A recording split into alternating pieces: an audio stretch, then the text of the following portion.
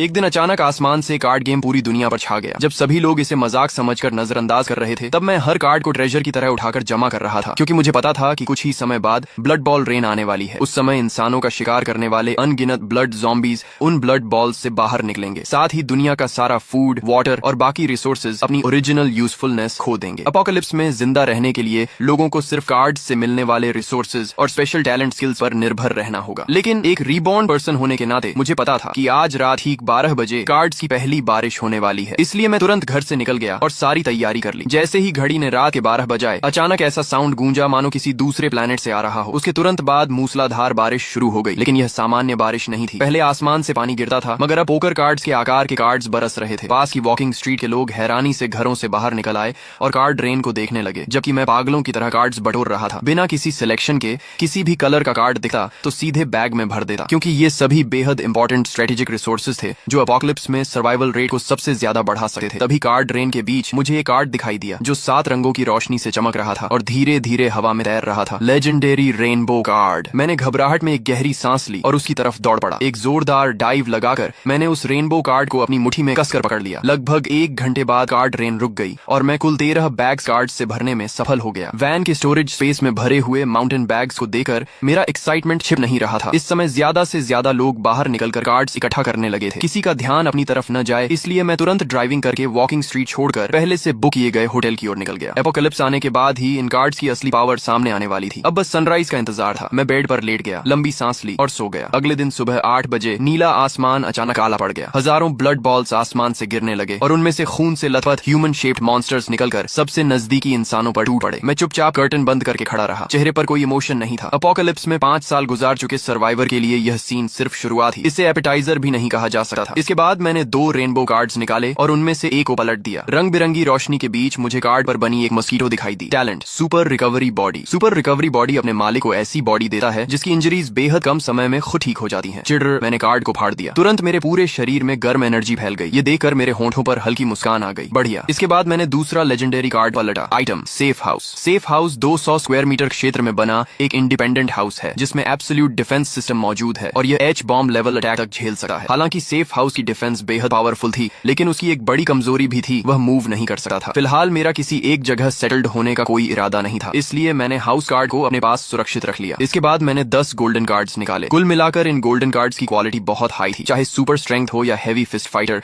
दोनों ही golden cards के T0 level talents थे। तभी अचानक रूम का डोर जोर से टूटकर खुल गया। मैले कुचैले कपड़ों में एक महिला अंदर गिर पड़ी और उसके पीछे 3 ब्लड ज़ॉम्बीज दौड़ते हुए आ गए। वह यंग वुमन चीखते हुए मदद के लिए हाथ बढ़ाने लगी। मैं आगे बढ़ा और सिर्फ 3 पंच में उन ब्लड ज़ॉम्बीज को खत्म कर दिया। महिला इतनी शॉक थी कि काफी देर तक जमीन पर पड़ी तीनों ब्लड ज़ॉम्बीज की बॉडीज को घूरती रही। फिर उसे होश आया और उसने कहा धन्यवाद। मैं उसे देखकर थोड़ा चौंक गया। लिन वार्नर। कितना अजीब संयोग है, अपोकलिप्स के पहले ही दिन उससे मुलाकात हो गई। सच कहूं तो उसने मेरी जान बचाई थी। पिछले जीवन में उसी की मदद से मैं मुश्किल से जिंदा रह पाया था। बाद में हमारा कम्युनिटी एरिया ज़ॉम्बी टाइड द्वारा डिस्ट्रॉय हो गया और फिर मैं उससे कभी नहीं मिला। तभी लिन वार्नर ने हैरानी से पूछा, तुम मुझे जानते हो? बड़ी स्टार हो तुम। मैं तुम्हें कैसे नहीं जानूंगा। मेरी बात सुनकर उसका टेंशन थोड़ा कम हो गया। उसने पूछा, क्या तुम बता सकते हो कि यह सब क्या हो रहा है? ये मॉन्स्टर्स आखिर हैं क्या? मैंने उसे संक्षेप में सब समझाया और फिर टॉपिक बदलते हुए माउंटेन बैग्स की तरफ इशारा किया। यहाँ 10-20 हजार कार्ड्स हैं। अगर मैं अकेले इन्हें सॉर्ट करूंगा तो बहुत समय बर्बाद हो जाएगा। मुझे एक हेल्पर की जरूरत है। क्या तुम मेरी टीम ज्वाइन करना चाहोगी? तुम्हारा काम सिर्फ कार्ड्स को कैटेगरी के हिसाब से सॉर्ट करना होगा और बदले में मैं तुम्हारी सेफ्टी और डेली नीड्स की जिम्मेदारी लूंगा। बाहर का एनवायरनमेंट बेहद डेंजरस था और हर तरफ मॉन्स्टर्स घूम रहे थे, जबकि उसके सामने खड़ा यह आदमी साफ तौर पर बहुत कुछ जानता था। उसके साथ रहना निश्चित रूप से ज्यादा सेफ था, इसलिए उसने तुरंत सिर हिलाकर हामी भर दी। फिर उसने माउंटेन बैग खोलकर सारे कार्ड्स बाहर निकाले और मेरे बताए अनुसार उन्हें अलग अलग कैटेगरीज में सॉर्ट करने लगी। कुछ देर बाद वह मिनरल वाटर की बोतल हिलाते हुए बुदबुदाई। अजीब है, इतना पानी पीने के बाद भी प्यास नहीं बुझ रही। वाटर समेत सारे फूड आइटम्स अब बेकार हो चुके हैं। मैंने बेड पर रखे व्हाइट कार्ड्स की तरफ इशारा किया। अब सब कुछ कार्ड से मिलेगा। वाटर कार्ड ढूंढो और उसे फाड़ दो। अगले ही पल उसने एक वाटर कार्ड निकाला और उसे फाड़ दिया। तुरंत उसके हाथ में एक छोटी वाटर बोतल प्रकट हो गई। कितना अमेजिंग है, वह हैरानी से बोली और एक ही सांस में पूरा पानी पीकर फिर कार्ड्स सॉर्ट करने लगी। दोपहर के करीब 12 बजे तक बाहर की सड़क शांत थी। तभी अचानक इंसानों की एक टीम वहां दिखाई दी। उनके पीछे 10 से ज्यादा यंग मेन और वुमेन चल रहे थे और सभी के पास वेपन्स थे। आसपास के ब्लड ज़ॉम्बीज ने जैसे ही इंसानों को देखा, वे गरजते हुए उनकी तरफ दौड़ पड़े। लेकिन उस टीम की कॉम्बैट पावर बेहद जबरदस्त थी। दर्जनों ब्लड ज़ॉम्बीज उनके करीब पहुंचने से पहले ही टुकड़ों में काट दिए गए। उधर ब्लड ज़ॉम्बीज गिरे ही थे कि इधर विंडो के पास खड़ी लिन वार्नर तमाशा देखते हुए उत्साहित होकर चिल्ला उठी, वाह ये लोग कितने पावरफुल हैं, हम यहाँ हैं, हेल्प। मैं तुरंत भौहें सिकोड़कर उसकी तरफ देखने लगा, लेकिन अब कुछ करने में देर हो चुकी थी, क्योंकि पूरी टीम की नजर एक साथ हमारी तरफ हो चुकी थी। कुछ ही देर बाद वह टीम होटल लॉबी में पहुंच गई। जो वेन बेहद एक्साइटेड होकर बोला, लिन वानर, मैं आपका फैन हूँ। मैंने कभी नहीं सोचा था कि न्यू सिटी में बिजनेस ट्रिप के दौरान आपसे मुलाकात हो जाएगी। तभी लिन वानर ने शिष्टता से पूछा, नमस्ते, आप लोग कहाँ जाने वाले हैं? जो वेन ने तुरंत जवाब दिया, बिल्कुल ब्लड ज़ॉम्बीज का शिकार करने और कार्ड्स हासिल करने। उन ब्लड ज़ॉम्बीज के शरीर में कार्ड्स होते हैं। अगर लक अच्छा रहा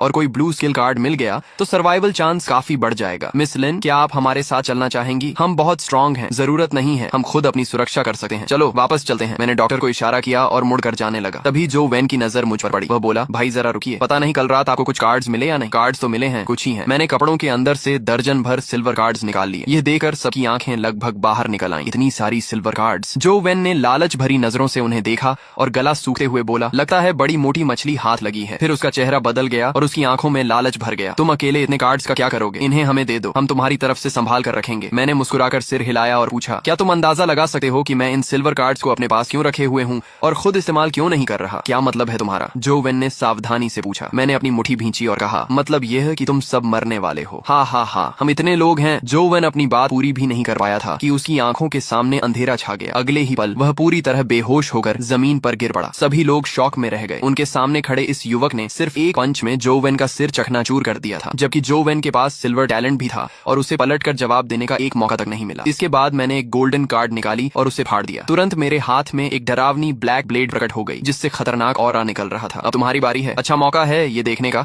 कि मेरी ब्लेड कितनी शार्प है। रुको, हमने तुम्हारा क्या बिगाड़ा है? हम तुमसे लड़ना नहीं चाहते, हम अभी यहाँ से चले जाते हैं। लेकिन मैंने उनकी एक नहीं सुनी। ब्लैक ब्लेड घुमाते हुए मैं सीधे भीड़ में घुस गया। तुरंत चीख पुकार मच गई। मेरे अटैक शुरू करने से लेकर पूरी टीम के खत्म होने तक कुल 2 मिनट भी नहीं लगे। इस समय लिन वानर जमीन पर बिखरी बॉडीज को देखकर खुद को रोक नहीं पाई और घुटनों के बल बैठकर जोर जोर से उल्टियां करने लगी। उसने सपने में भी नहीं सोचा था कि सामने से सभ्य दिखने वाला यह आदमी इतना निर्दयी और बेरहम हो सकता है। उल्टी खत्म हो जाए तो बॉडीज की तलाशी लेना मत भूलना। सारे कार्ड्स निकालकर मेरे पास ले आना। इतना कहकर मैंने ब्लेड म्यान में डाली और बिना पीछे देखे ऊपर चला गया। लगभग 15 मिनट बाद लिन वानर दर्जनों कार्ड्स लेकर वापस आई। उसकी आंखें लाल थीं और वह लगभग रोते हुए बोली, सॉरी, आगे से मैं कभी बेवजह नहीं बोलूंगी। मैंने हल्की मुस्कान के साथ माउंटेन बैग्स में भरे कार्ड्स की तरफ इशारा किया। काम जारी रखो। अगर मैं तुमसे नाराज होता तो तुम्हें भी उनके साथ काट चुका होता। आखिर अपोकलिप्स अभी अभी शुरू हुआ था। हर कोई इतनी जल्दी इसके अनुसार खुद को नहीं ढाल सका था। इसके बाद अगले कुछ घंटों में कई ह्यूमन टीम्स वहां से गुजरी, लेकिन पिछली घटना से सबक सीख चुकी लिन वानर ने चुप रहना सीख लिया था। शाम ढलते समय दूर से ब्लड ज़ॉम्बीज की डरावनी गर्जनाएं हवा में तैर कर आने लगी। अंधेरा होने वाला है, अब थोड़ा एक्सरसाइज करने का समय आ गया। मैंने बुदबुदाते हुए 5 सिल्वर कार्ड्स उसकी तरफ फेंक दी। ये क्या है? उसने हैरानी से पूछा। बाहर हंटिंग पर जाने से पहले इन 5 कार्ड्स को इस्तेमाल करो। लिन वानर ने एक एक करके सिल्वर कार्ड्स पलटी और पाया कि सभी कार्ड्स सपोर्ट टाइप स्किल्स थी। वह तुरंत समझ गई और बोली, अब समझी मैं कि तुम इतनी देर से सिल्वर कार्ड्स क्यों छांट रहे थे। तुम मुझे एक सपोर्ट टूल पर्सन बनाना चाहते हो। मैं हंस पड़ा। तुम्हें समझ नहीं है, सपोर्ट टाइप लोग सबसे वैल्यूएबल होते हैं। वे अपने साथियों को बड़े बफ्स देते हैं और खुद भी कुछ हद तक सेल्फ प्रोटेक्शन कर सकते हैं। अगर किसी दूसरी टीम ने तुम्हें पकड़ भी लिया तो वे तुम्हें आसानी से नहीं मारेंगे। और अगर तुम्हें टूल पर्सन बनना पसंद नहीं है तो मैं तुम्हारे लिए कॉम्बैट टैलेंट्स का सेट तैयार कर देता हूँ, फिर जाकर ब्लड ज़ॉम्बीज से हैंड टू हैंड फाइट करना। यह सुनते ही लिन वानर ने तेजी से सिर हिला दिया। ब्लड ज़ॉम्बीज के सड़े हुए शरीर की बदबू ही उसके लिए काफी थी। उसे हल्की क्लीनलीनेस ऑब्सेशन थी और वह सिर्फ सोचकर ही असहज हो गई। स्किल्स सीखने के बाद उसने व्यवस्थित रखे कार्ड्स की तरफ देखा और पूछा, लेकिन अगर हम बाहर जाएंगे तो इन कार्ड्स का क्या होगा? मैंने हाथ में पकड़ी गोल्डन कार्ड हिलाई। सारे कार्ड्स व्हीकल में शिफ्ट कर देंगे। इतना कहकर मैंने सारे माउंटेन बैग्स होटल गेट तक पहुंचा दिए। फिर मोटर होम गोल्डन कार्ड फाड़कर आगे फेंक दी। एक चमक के साथ वहां अचानक एक medium size luxury motor home प्रकट हो गई। उसके अंदर दिन जैसी रोशनी थी। लिन वानर आराम से बैठकर फिर कार्ड सोर्ट करने लगी। हम कहाँ जा रहे हैं? मेरी मानो तो हमारे पास पहले ही इतने कार्ड्स हैं कि 1-2 साल आराम से निकल जाएंगे। अब रिस्क लेने की क्या जरूरत है? किसी सुरक्षित जगह छिपकर रहना ही सबसे अच्छा नहीं होगा। मैंने उंगली हिलाते हुए कहा, अगर आखिर तक छिपे रहे तो रिसोर्सेज खत्म होने के बाद मौत तय है। एपोकलिप्स में लंबे समय तक जिंदा रहना है तो रिसोर्सेज लूट करने होंगे और खुद को लगातार स्ट्रॉन्ग बनाना होगा। तुम्हें पता है मैं रात में ही बाहर क्यों निकलता हूँ? लिन वानर ने सिर हिलाया। रात में ब्लड ज़ॉम्बीज ज्यादा वायलेंट हो जाते हैं और बेहतर क्वालिटी के कार्ड्स ड्रॉ करते हैं। इसके अलावा रात में एक नया मॉन्स्टर भी निकलता है। नया मॉन्स्टर? वह क्या है? ये सुनते ही उसके शरीर में सिहरन दौड़ गई। Night demon. इसकी स्पीड बहुत तेज होती है, स्ट्रेंथ बहुत ज्यादा होती है और डिफेंस भी बेहद हाई होती है। बस इसकी आंखें नहीं देख सकती, बाकी लगभग हर एट्रीब्यूट मैक्स लेवल पर होता है। नाइट डीमन का डिस्क्रिप्शन सुनते ही लिन वानर का चेहरा पीला पड़ गया। अगर नाइट डीमन इतना खतरनाक है तो हम उसे ढूंढने क्यों जा रहे हैं? हाई रिस्क का मतलब हाई रिवॉर्ड होता है। सबसे खराब स्थिति में भी night demon silver card draw करता है। लक अच्छा रहा तो गोल्डन कार्ड और शायद लेजेंडरी रेनबो कार्ड भी मिल सकती है। लेकिन तुमने खुद कहा था कि वह बहुत पावरफुल है। फुली आर्म्ड टीम्स भी उसे नहीं हरा पाती। नाइट डीमन पावरफुल है लेकिन मैं भी कमजोर नहीं हूँ। हम पहुंचने वाले हैं। तुम व्हीकल के अंदर रहना और बफ ऑरा चालू रखना। इस समय रेजिडेंशियल एरिया में कुछ लाइट्स जल रही थी। खुले मैदान में दर्जनों ब्लड ज़ॉम्बीज लाशों को नोच नोच कर खा रहे थे और ज़ॉम्बी ग्रू के बीच एक विशाल मॉन्स्टर लेटा हुआ था। उसकी हाइट कम से कम 2 से 3 मीटर थी और वेट 500 पाउंड से ज्यादा। लिन वानर ने मुंह ढक लिया। उसकी आंखें शौक से फैल गईं। वह सोच भी नहीं सकती थी कि इंसान ऐसे मॉन्स्टर का सामना कैसे कर सकते हैं। तभी